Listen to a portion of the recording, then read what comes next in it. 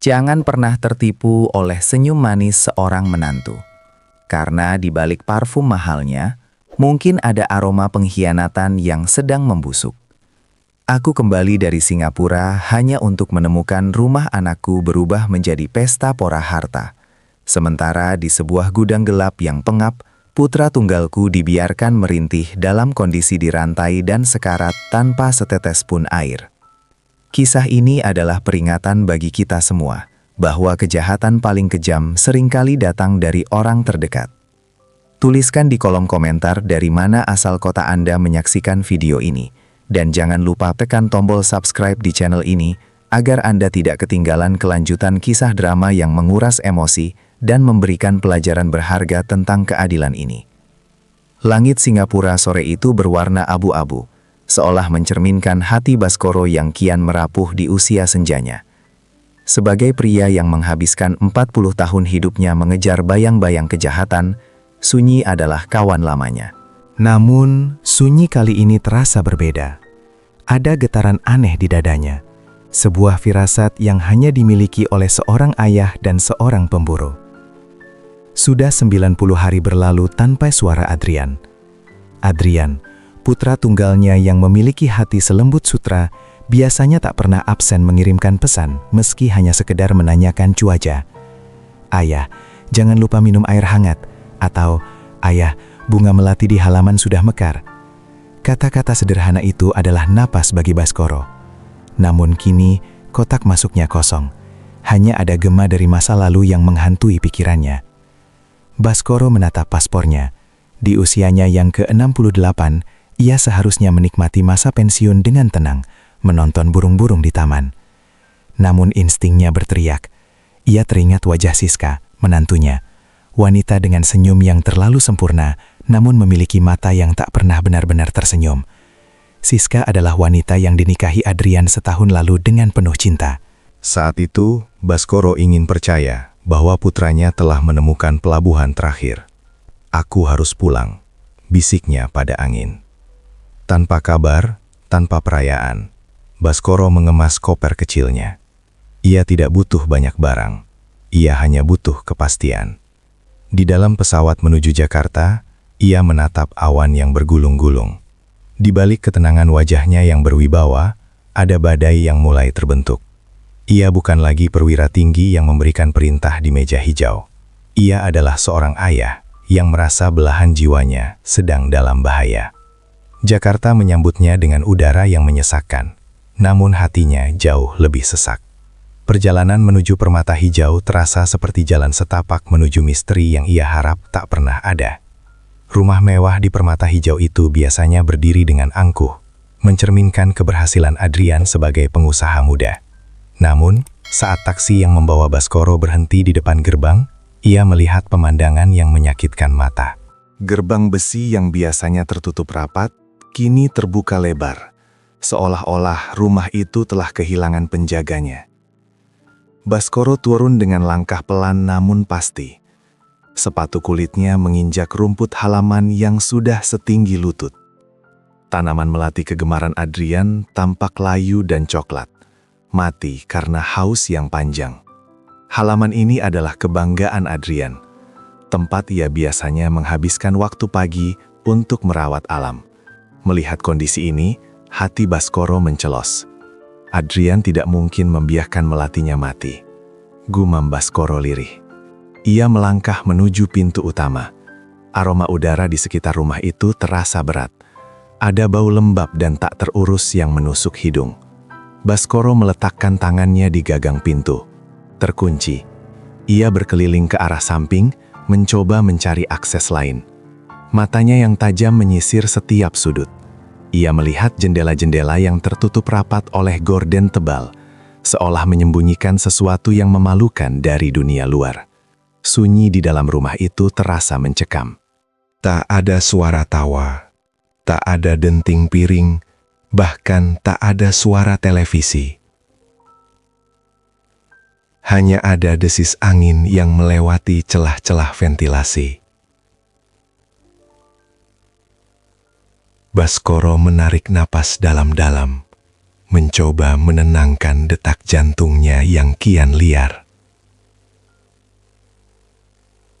Ia teringat saat Adrian masih kecil, bagaimana putranya itu selalu berlari menyambutnya di depan pintu setiap kali ia pulang bertugas. Kini, tak ada yang menyambutnya, selain kesunyian yang dingin dan melati-melati yang telah gugur.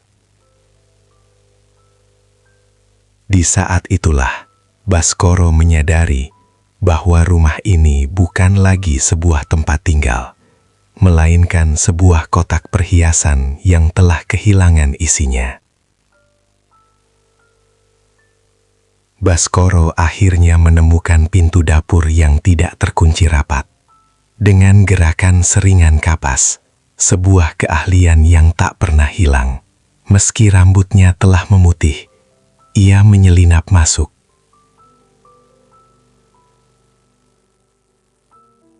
Namun, apa yang ia temukan di dalam ruang tengah membuatnya terpaku.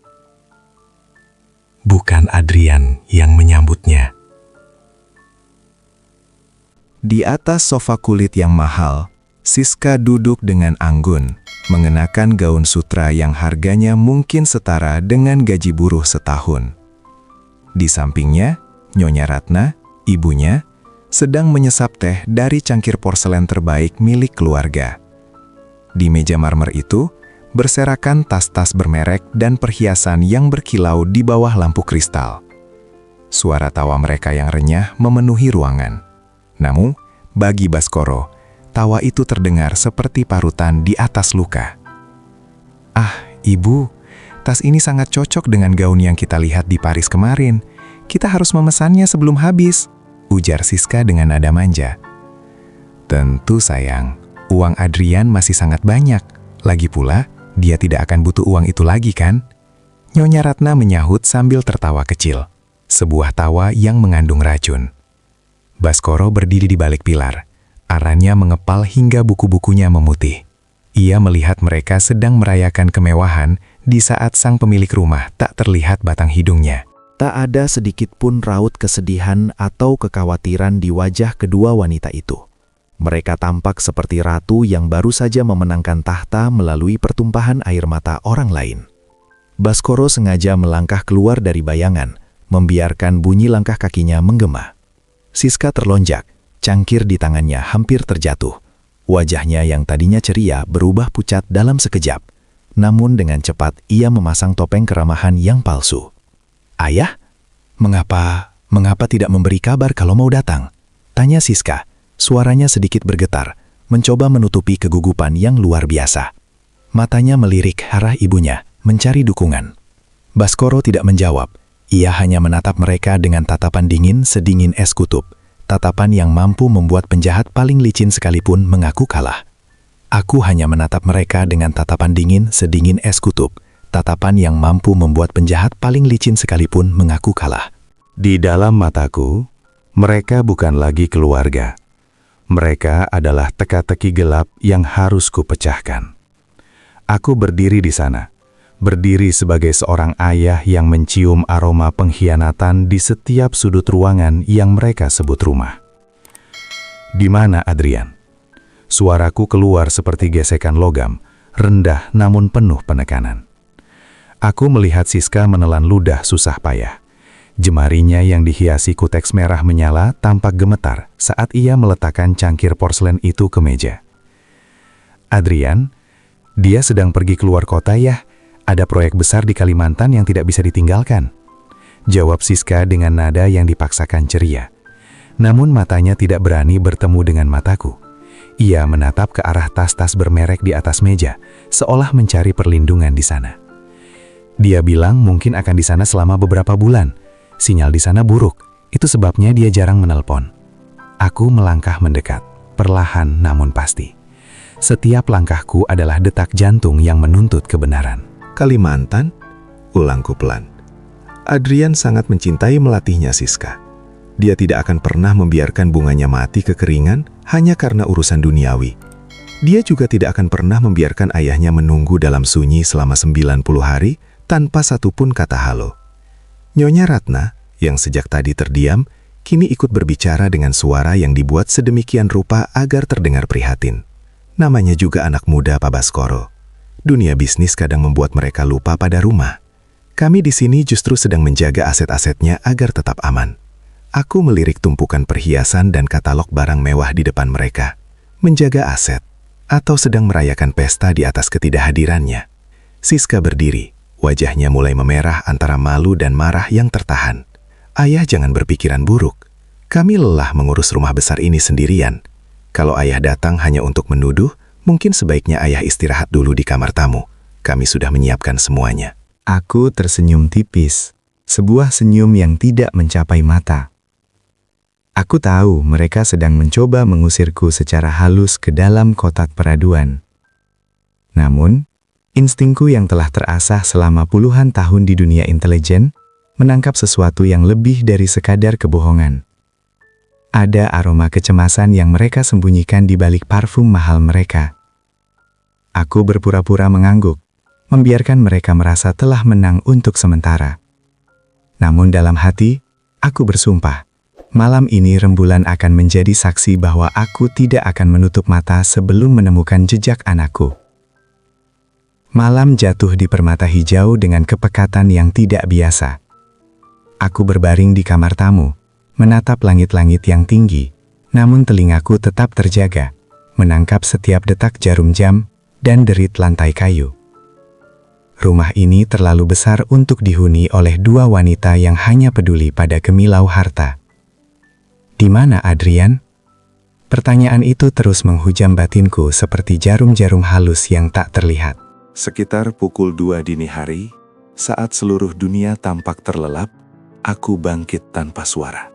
Aku melepaskan alas kakiku, membiarkan telapak kakiku merasakan dinginnya lantai.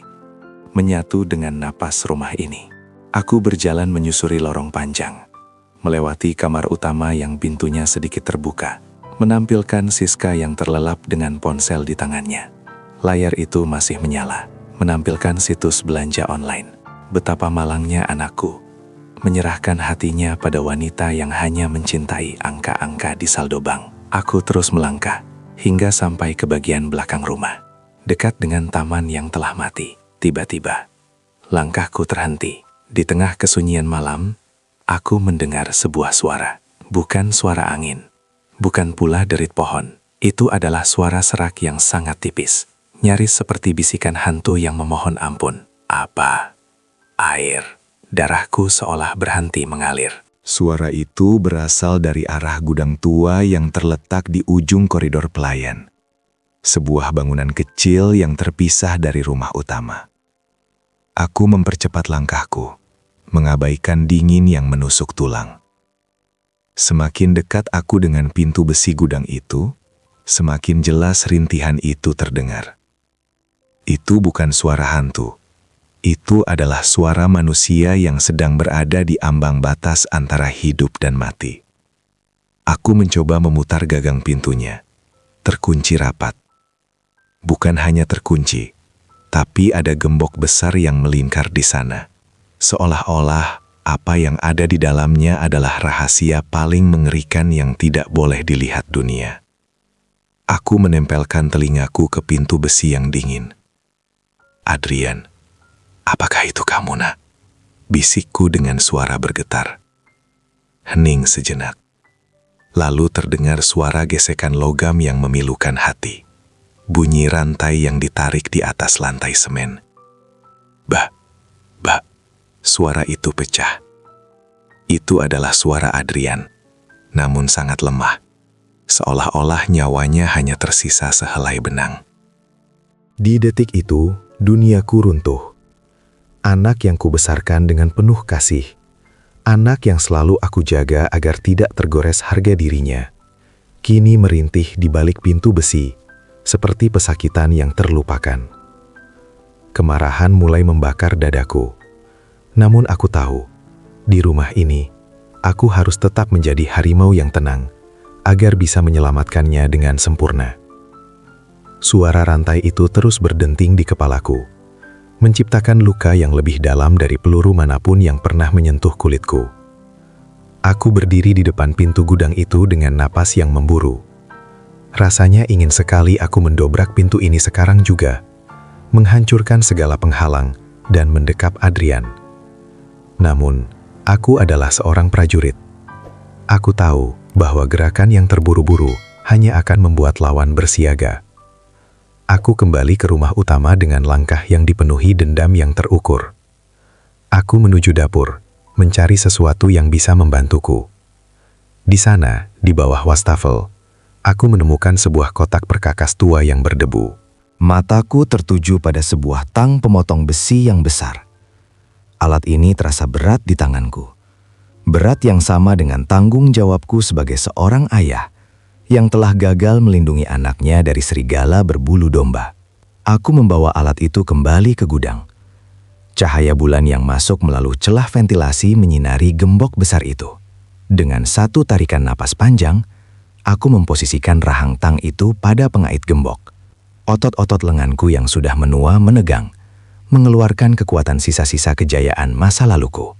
Krak! Suara logam yang patah itu terdengar seperti musik pembebasan di telingaku. Aku membuka pintu besi itu perlahan. Aroma yang menyeruak dari dalam membuatku hampir tersungkur. Bau apak, udara panas yang menyesakkan, dan bau penderitaan yang tak terkatakan. Aku menyalakan senter kecil dari kantongku. Cahayanya menyapu ruangan sempit itu, dan akhirnya berhenti pada satu titik di sudut ruangan. Di sana, di atas kain kotor yang sudah tak berbentuk, duduk seorang pria dengan pakaian compang-camping. Wajahnya cekung, matanya yang dulu bersinar, kini redup dan dipenuhi ketakutan. Di pergelangan kakinya, sebuah rantai besi melilit erat, menyambungkannya pada pipa air yang tertanam di dinding. Ia adalah Adrian, putraku, kebanggaanku. Ia tampak seperti daun kering yang siap hancur hanya dengan satu hembusan angin. Ya Tuhan, Adrian. Air mataku jatuh tanpa bisa kubendung lagi. Aku berlutut di depannya, mengabaikan segala martabat perwiraku. Aku menyentuh wajahnya yang kasar dan panas karena demam. Adrian menatapku dengan tatapan kosong. Lalu perlahan air mata mengalir di pipinya yang tirus. "Bapak, ini benar Bapak, atau aku sudah di surga?" bisiknya dengan bibir pecah-pecah. "Ini Bapak, Nak. Bapak sudah di sini. Tidak akan ada lagi yang menyakitimu." Aku mendekap tubuhnya yang kini terasa sangat ringan. Seolah-olah aku sedang memeluk kerangka masa laluku sendiri. Di dalam gudang neraka ini, aku bersumpah demi langit dan bumi bahwa mereka yang melakukan ini akan meratapi hari mereka dilahirkan. Pesta mereka telah berakhir, dan penghakimanku baru saja dimulai. Aku memeluk Adrian lebih erat, merasakan tulang rusuknya yang menonjol di balik kain tipis itu. Sebuah peta penderitaan yang dilukis oleh orang-orang yang seharusnya ia cintai. Aku mengambil tang besar itu kembali, dan dengan satu hentakan penuh amarah yang terukur, aku mematahkan rantai di kakinya. Bunyi logam jatuh ke lantai semen, terdengar seperti lonceng kematian bagi ketenangan Siska di dalam sana. "Minum ini pelan-pelan, Nak," bisikku, sambil menyodorkan botol air yang sempat kuambil dari dapur. Adrian meminumnya dengan rakus. Setetes demi setetes air itu tampak seperti nyawa yang kembali merambat ke tubuhnya yang layu. Aku tidak bisa membawanya keluar sekarang. Jika aku membawanya ke rumah sakit saat ini, Siska dan ibunya akan melarikan diri sebelum aku sempat mencabut akar kejahatan mereka hingga ke dasar. Aku harus menjadi intelijen sekali lagi. Aku harus menata panggung ini agar mereka jatuh tanpa sempat bernafas. Dengan hati yang hancur berkeping-keping, aku membisikkan janji di telinganya. "Adrian, dengarkan Bapak. Kau harus bertahan beberapa hari lagi di sini. Bapak akan memasang gembok baru yang bisa kau buka dari dalam. Bapak akan mengirimkan makanan dan obat secara sembunyi-sembunyi setiap malam. Bapak perlu waktu untuk memastikan mereka tidak bisa lari dari hukum. Bisakah kau percaya pada Bapak sekali lagi?" Adrian menatapku dengan mata yang basah. Lalu ia mengangguk lemah. Kepercayaan itu. Kepercayaan yang begitu tulus di tengah pengkhianatan yang begitu keji, membuat dadaku sesak luar biasa. Aku meninggalkan gudang itu dengan langkah berat, mengunci kembali pintunya dengan gembok yang sudah kumodifikasi. Di bawah cahaya bulan yang mulai meredup, aku berdiri menatap rumah mewah itu.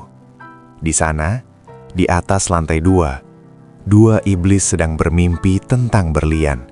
Sementara di bawah sini, malaikatku sedang berjuang melawan maut. Aku bersumpah, setiap tetes keringat Adrian di gudang itu akan kutukar dengan air mata penyesalan yang abadi.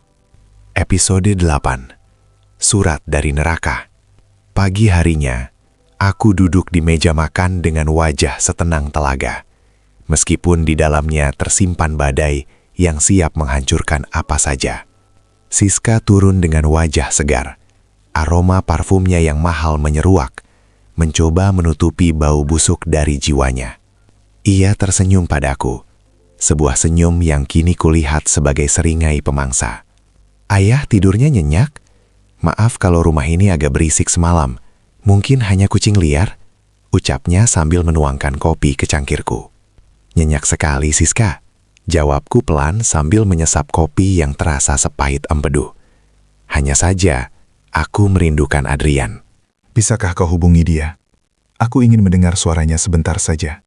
Wajah Siska sedikit menegang, namun ia segera merogoh tasnya. Oh, dia baru saja mengirim pesan padaku ya. Katanya dia sedang di pedalaman, sulit sinyal untuk telepon. Ini, lihat saja pesannya. Ia menunjukkan layar ponselnya kepadaku. Sayang, sampaikan salam untuk ayah. Aku sibuk sekali di sini. Jaga dirimu baik-baik. Aku membaca deretan huruf itu dengan dada yang bergemuruh. Aku tahu itu bukan ketikan tangan Adrian. Itu adalah surat-surat dari neraka yang dikirim oleh tangan yang sama yang merantai kaki anakku.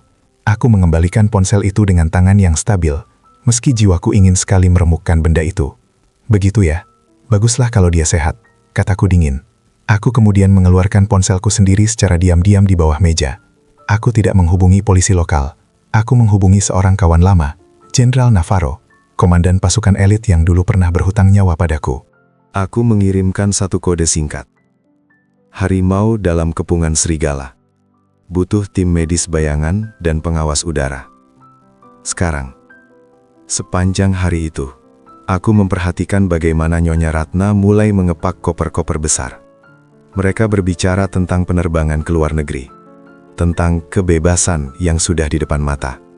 Mereka pikir mereka akan terbang menuju surga dengan harta rampasan mereka. Mereka tidak tahu bahwa setiap gerak-gerik mereka kini sudah berada dalam bidikan lensa jarak jauh anak buah Navarro yang mengepung rumah ini dalam senyap. Malam berikutnya, saat dua wanita itu pergi keluar untuk makan malam mewah, mungkin perjamuan terakhir mereka sebelum melarikan diri, aku menyelinap ke ruang kerja Adrian. Aku membutuhkan bukti finansial. Sebagai mantan perwira intelijen keuangan, aku tahu bahwa kejahatan selalu meninggalkan jejak di atas kertas atau di dalam data digital. Aku menemukan laptop Adrian tergeletak di bawah tumpukan majalah fashion Siska.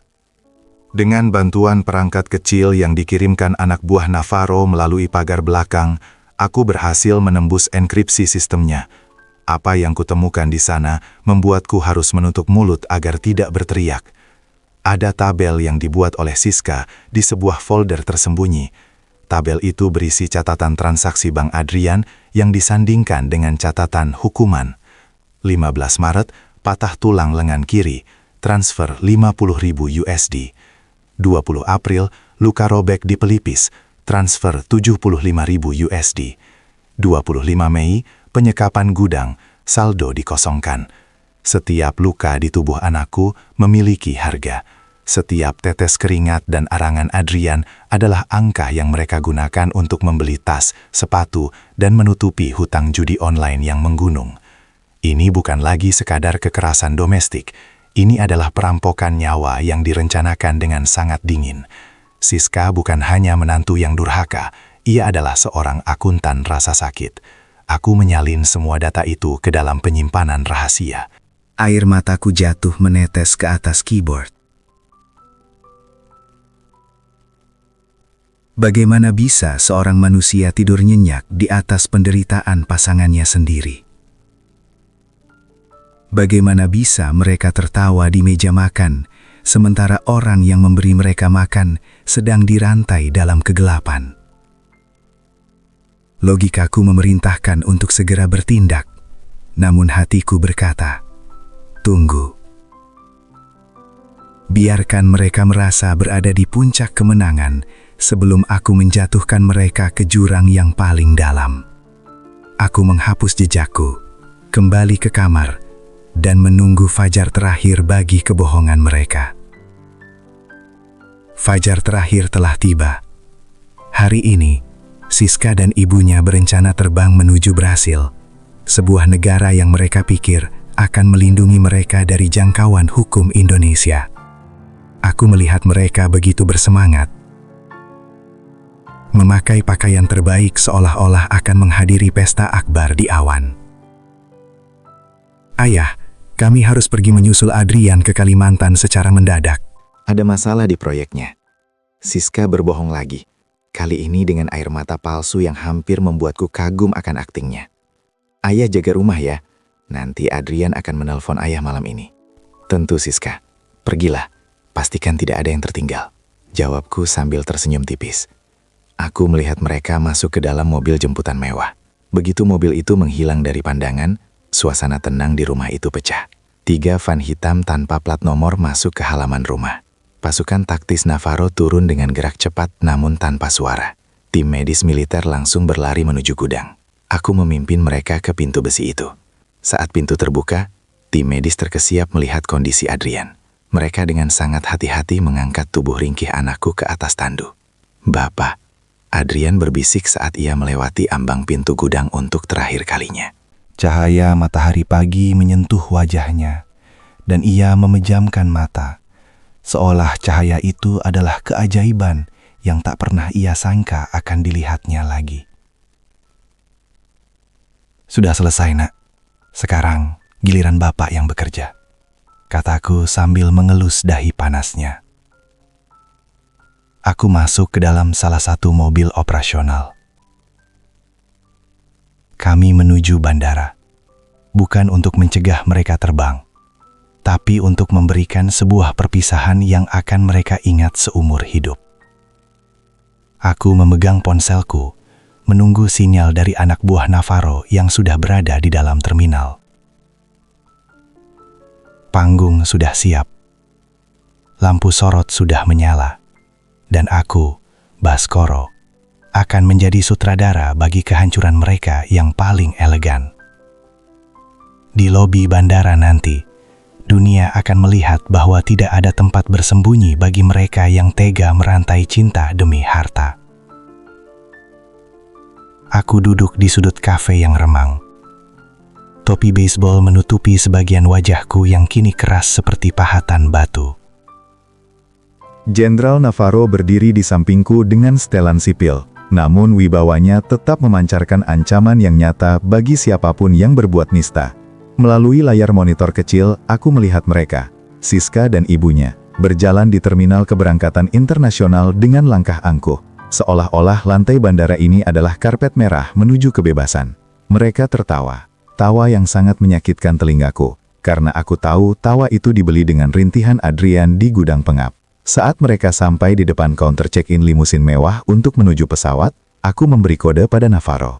Detik itu juga, seluruh layar digital di terminal yang biasanya menampilkan iklan parfum dan jam tangan, tiba-tiba berubah. Wajah Siska dan Nyonya Ratna memenuhi layar besar di langit-langit bandara. Namun bukan wajah cantik mereka yang ditampilkan, melainkan rekaman CCTV rahasia yang berhasil dipulihkan oleh tim IT Navarro. Rekaman saat mereka tertawa sambil mengunci pintu gudang tempat Adrian merintih. Orang-orang di sekitar mereka mulai berhenti melangkah. Bisik-bisik mulai menjalar seperti api di padang rumput kering.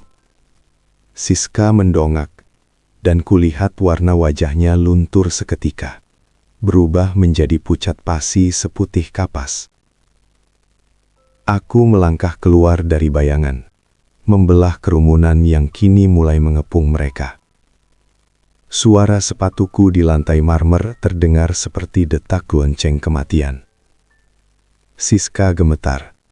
Tangannya yang memegang paspor jatuh terkulai. Ia mencoba mundur. Namun ia menabrak dua petugas berpakaian hitam yang sudah berdiri di belakangnya. "Ayah, ini salah paham." Suaranya tercekat di tenggorokan. Hilang diterjang tatapan mataku yang tak lagi memiliki belas kasihan. "Perjalananmu berakhir di sini, Siska," kataku. Suaraku rendah namun bergema di seluruh lobi. "Kau tidak akan terbang menuju surga. Kau akan berjalan menuju tempat yang jauh lebih gelap dari gudang yang kau berikan pada anakku." Saat borgol perak melingkar di pergelangan tangan halusnya, aku tidak merasa menang. Aku hanya merasa sedih, karena harta telah mengubah manusia menjadi monster yang lebih mengerikan dari binatang buas manapun. Episode 12. Labirin luka di ruang sidang. Persidangan itu dimulai dengan awan mendung yang menggantung rendah di atas gedung pengadilan, seolah-olah langit pun ikut berduka atas apa yang menimpa Adrian. Aku duduk di baris terdepan, menggenggam tangan Adrian yang masih terbalut perban.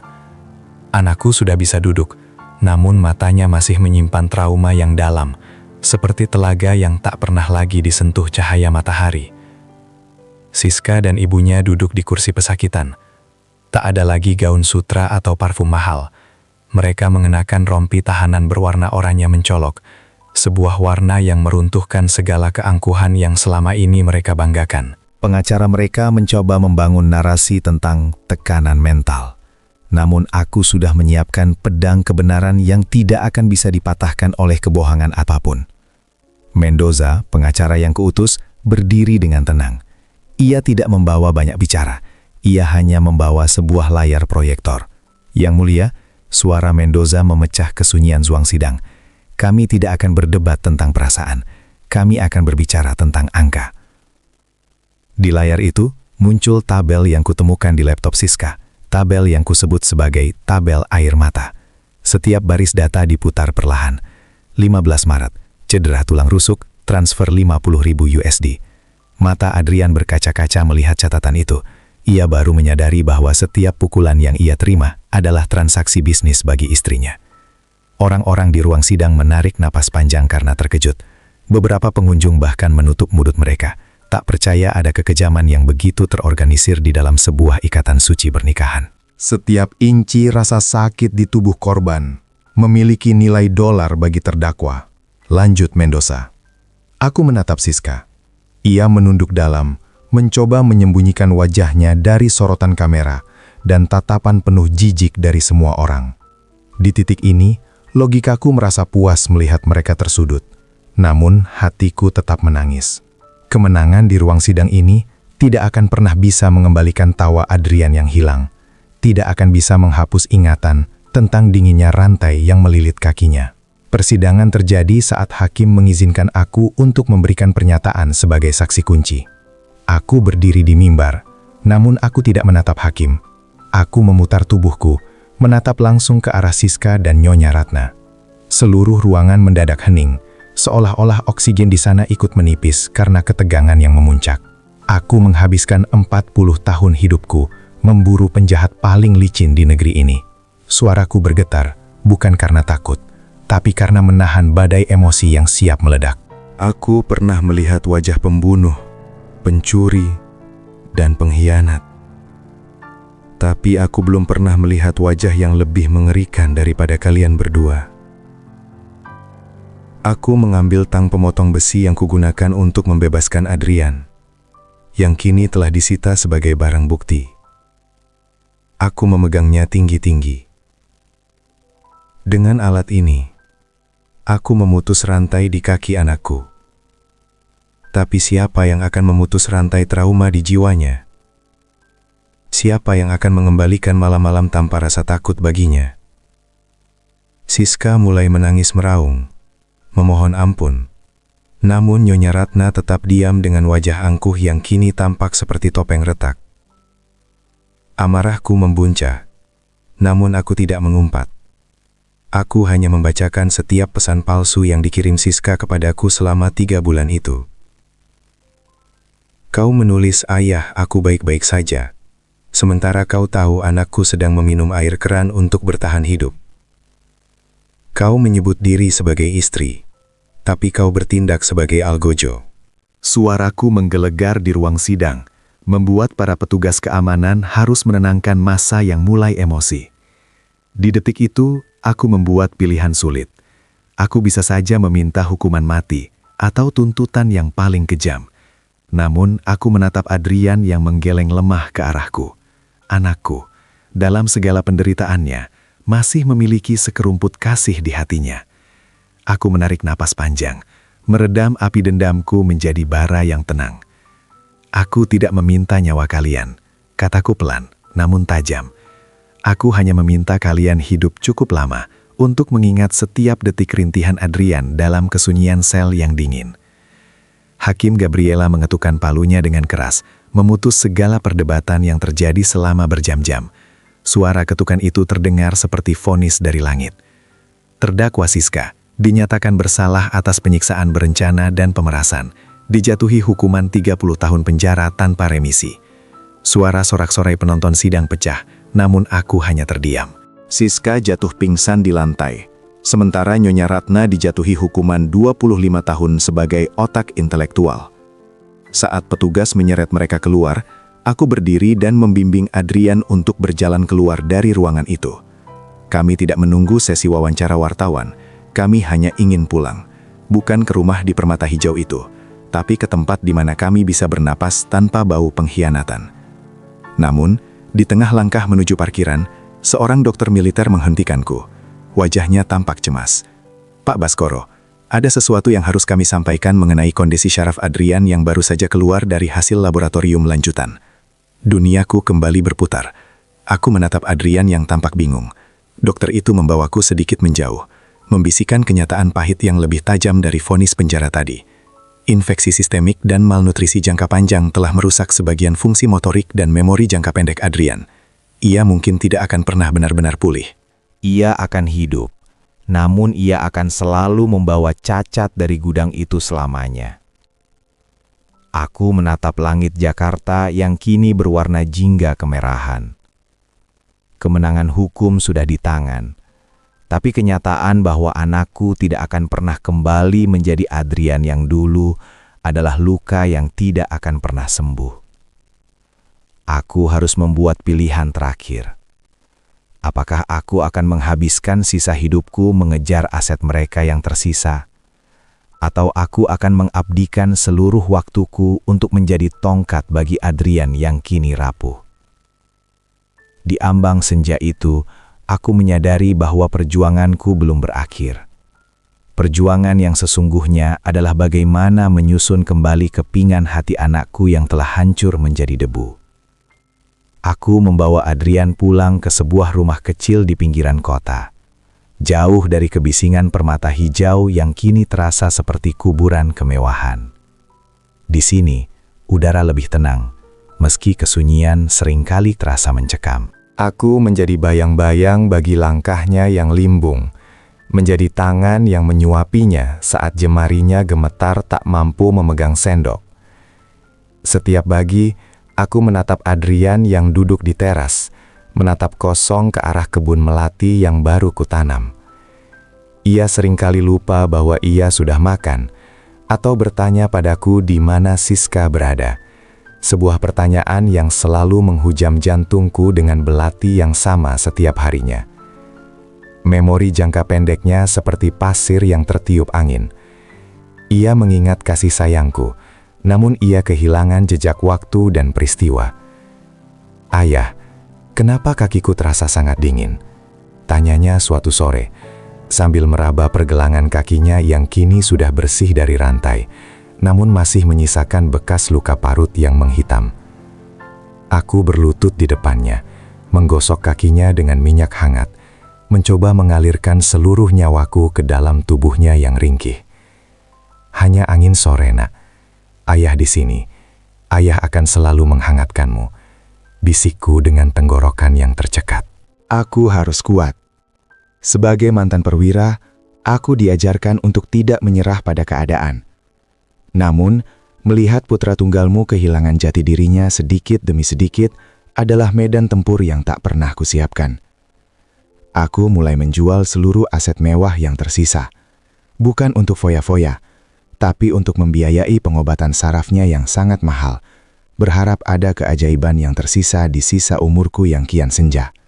Bulan-bulan berlalu, dan rumah kecil kami menjadi saksi bisu betapa kerasnya takdir menguji kesabaran. Uang hasil lelang aset Siska dan rumah permata hijau memang telah cair, namun sebagian besar aku gunakan untuk mendirikan sebuah yayasan kecil, sebuah wasiat hidup dari Adrian saat ia masih sempat berpikir jernih.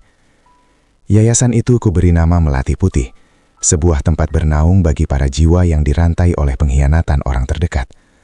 Namun, di saat yayasan itu mulai berdiri tegak, kesehatan fisikku sendiri mulai menurun. Kelelahan batin dan usia yang hampir mencapai kepala 7 mulai menagih janji. Aku sering mengalami sesak napas di tengah malam. Namun aku selalu memaksakan diri untuk bangun ketika mendengar Adrian menghigau ketakutan. Aku tidak boleh sakit. Siapa yang akan menjaga Adrian jika aku tiada? Siapa yang akan meyakinkannya bahwa dunia tidak selamanya jahat?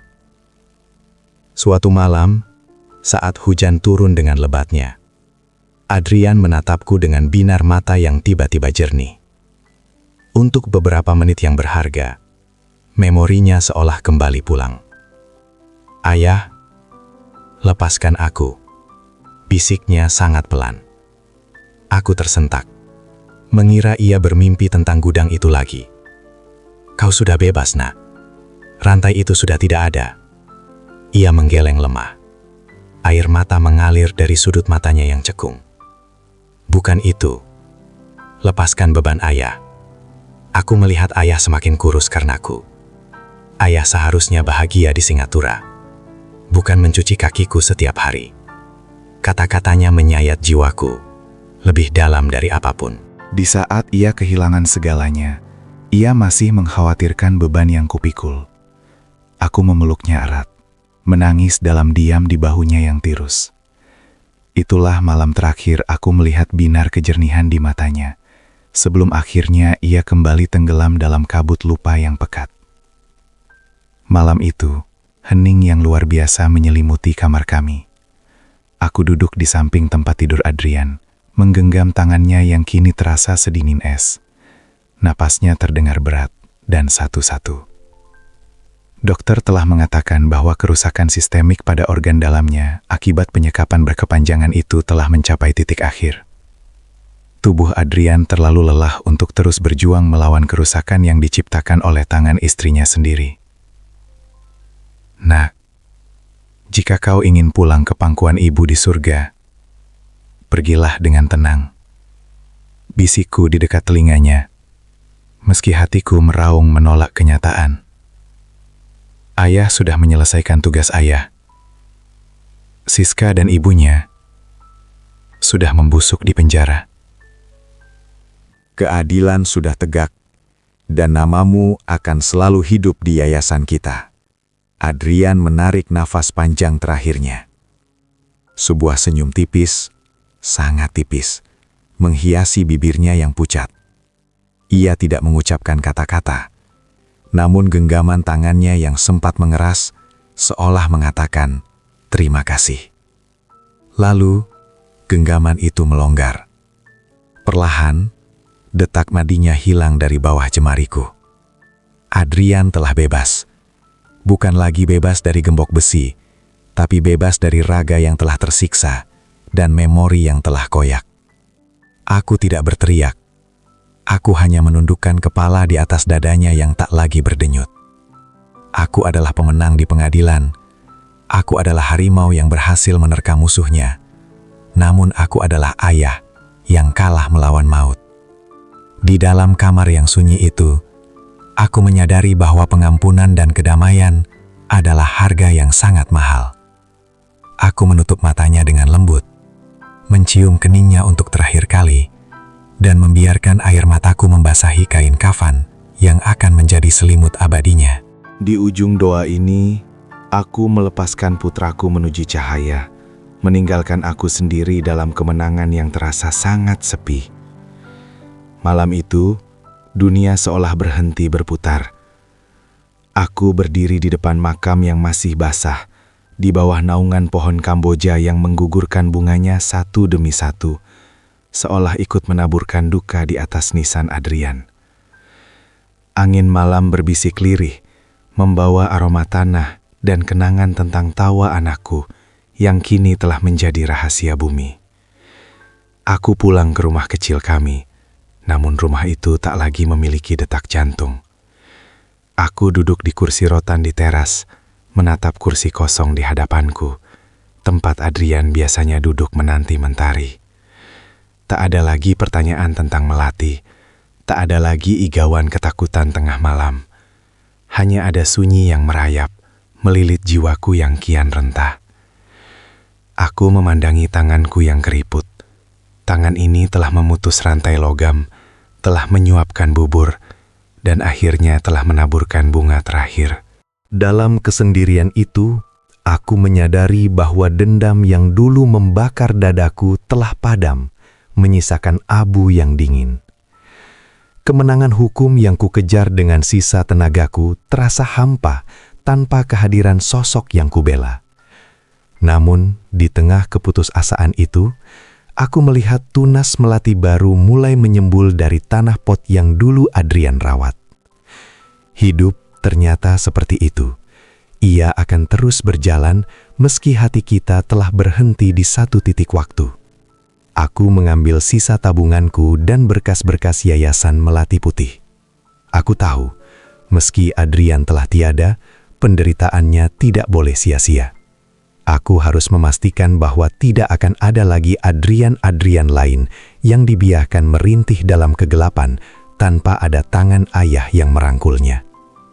Hari-hari berlalu menjadi bulan, dan aku menghabiskan sisa napasku di koridor Yayasan Melati Putih. Setiap kali aku melihat seorang pria atau wanita yang datang dengan mata penuh ketakutan dan luka di sekujur jiwa, aku melihat Adrian di dalam diri mereka. Aku tidak lagi menggunakan seragam perwira, namun aku tetap bertempur. Kali ini melawan ketidakadilan yang bersembunyi di balik pintu-pintu rumah yang tertutup rapat. Suatu hari, seorang pemuda datang kepadaku. Ia memiliki bekas luka yang sama di pergelangan kakinya, sebuah tanda lahir dari kekejaman manusia. Ia menangis di bahuku, dan saat itulah aku merasakan kehadiran Adrian begitu dekat. Seolah-olah anakku membisikkan dari alam sana, "Terima kasih, Ayah. Kau telah mengubah air mataku menjadi mata air bagi mereka." Di saat itulah aku merasa luka di hatiku mulai menutup, meski tak akan pernah benar-benar hilang. Aku juga menerima kabar dari penjara. Siska seringkali menjerit ketakutan di malam hari, meratapi bayang-bayang masa lalu yang menghantuinya. Sedangkan ibunya, Nyonya Ratna, kini hanya bisa menatap langit-langit sel dengan tubuh yang lumpuh akibat stroke yang menyerangnya. Tak ada lagi tas bermerek, tak ada lagi kemilau berlian. Hanya ada penyesalan yang membeku dalam diam. Aku tidak merasa senang mendengar penderitaan mereka. Aku hanya merasa iba pada jiwa-jiwa yang kehilangan kemanusiaannya demi harta. Aku telah memaafkan mereka di dalam hatiku, bukan karena mereka pantas dimaafkan, tapi karena jiwaku butuh untuk terbang bebas tanpa beban kebencian yang memberatkan langkahku menuju keabadian. Langit sore ini berwarna keemasan, warna yang sama dengan binar mata Adrian saat ia masih kecil dan berlari mengejar layang-layang di taman. Aku duduk di kursi taman yayasan, merasakan napasku yang kian pendek dan ringan. Aku tahu, waktuku hampir tiba. Jam pasir kehidupanku sudah mencapai butir-butir terakhirnya. Namun tak ada rasa takut yang menyelimuti batinku. Yang ada hanyalah kedamaian yang meluap-luap, seperti sungai yang akhirnya mencapai muara. Aku telah meninggalkan semua yang kupunya untuk yayasan ini. Rumah, tabungan, dan setiap kenangan berharga telah kutitipkan pada mereka yang berjuang demi kemanusiaan. Aku melihat foto Adrian yang tergantung di lobi. Ia tersenyum dengan latar belakang taman bunga yang indah. Ia tak lagi dikenal sebagai pria yang dirantai di gudang, melainkan sebagai simbol keberanian untuk bertahan dan keikhlasan untuk melepaskan. Mataku perlahan memberat. Aku mencium aroma melati yang sangat kuat, menyapa indera penciumanku. Padahal di taman ini sedang tak ada bunga yang mekar. Itu adalah aroma kasih sayang, aroma kepulangan. Di ambang kesadaran terakhirku, aku melihat sosok pemuda berpakaian putih bersih berdiri di ujung jalan setapak, melambaikan tangannya dengan senyum yang sangat jernih. "Ayah, mari pulang. Ibu dan Melati di surga sudah menanti." Bisik suara yang sangat kukenal itu. Aku tersenyum untuk terakhir kalinya. Aku telah menjalankan tugasku sebagai ayah dengan segala peluh dan air mata. Aku telah membuktikan bahwa cinta seorang ayah adalah kekuatan yang mampu meruntuhkan tembok ketidakadilan dan menyembuhkan luka yang paling dalam. Napas terakhirku kulepaskan bersama hembusan angin senja yang sejuk. Aku tidak lagi sendirian. Aku melangkah menuju cahaya itu, meninggalkan dunia yang penuh warna-warni drama, menuju sebuah tempat di mana tak ada lagi rantai, tak ada lagi pengkhianatan, dan tak ada lagi perpisahan. Melati itu kini telah abadi di taman surgawi.